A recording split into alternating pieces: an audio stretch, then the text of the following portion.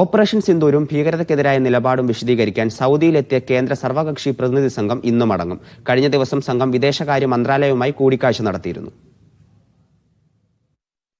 Saudi വിദേശകാര്യ സഹമന്ത്രി Adil ജുബൈറുമായി Indian സംഘം ഇന്നലെ കൂടിക്കാഴ്ച നടത്തിയിരുന്നു. പെഹൽഗാം ഭീകരാക്രമണത്തിന് പിന്നാലെ ഇന്ത്യ പാക് ഏറ്റുമുട്ടലിലേക്ക് കാര്യങ്ങൾ എത്തിയപ്പോൾ ജുബൈർ ഇന്ത്യ സന്ദർശിച്ചിരുന്നു. അതിർത്തി കടന്നുള്ള തീവ്രവാദത്തിനെതിരായ ഇന്ത്യയുടെ നയം കൂടിക്കാഴ്ചയിൽ വ്യക്തമാക്കി. നയതന്ത്ര മേഖലയിലെ ഉദ്യോഗസ്ഥരുമായും സ്ഥാപനങ്ങളുമായും സർവകക്ഷി സംഘം ചർച്ച തുടരുകയാണ്. BJP നേതാവും ലോക്സഭാംഗവുമായ ബൈജയന്ത് പാണ്ഡെയുടെ നേതൃത്വത്തിൽ BJP എംപിമാർക്ക് പുറമെ അസദുദ്ദീൻ ഉവൈസി എംപിയും മുൻ നയതന്ത്ര ഉദ്യോഗസ്ഥരും ഉണ്ട്. സംഘത്തിലുണ്ടായിരുന്ന ഗുലാം നബി ആസാദ് ആരോഗ്യ പ്രയാസങ്ങളെ തുടർന്ന് കുവൈത്തിൽ ചികിത്സയിലാണ്. ഇദ്ദേഹവുമായി പ്രധാനമന്ത്രി നരേന്ദ്രമോദി ഇന്നലെ രാത്രി സംസാരിച്ചിരുന്നു.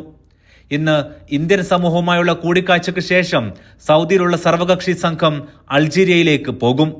ഇതോടെ UAE, കുവൈത്ത്, ബഹ്റൈൻ എന്നിവ സന്ദർശിച്ച് സൗദിയിലെത്തിയ ഈ സംഘത്തിന്റെ ദൌത്യം പൂർത്തിയാകും. Media 1, Riyadh.